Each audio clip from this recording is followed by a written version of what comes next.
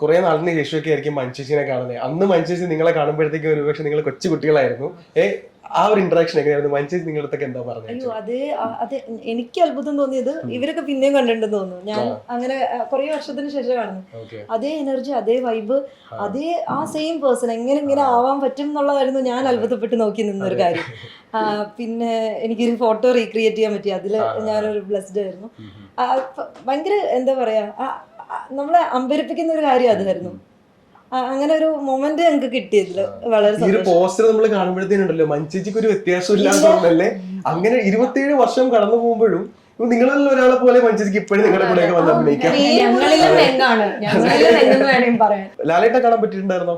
ഞങ്ങൾക്ക് ആ combination scene ഉണ്ടായിരുന്നില്ലല്ലോ. അതിന്റെ വിഷമം ഞങ്ങൾക്ക് സിബിഐ ഞങ്ങൾ ഞങ്ങൾ ഇൻക്ലൂഡ് ചെയ്തില്ല.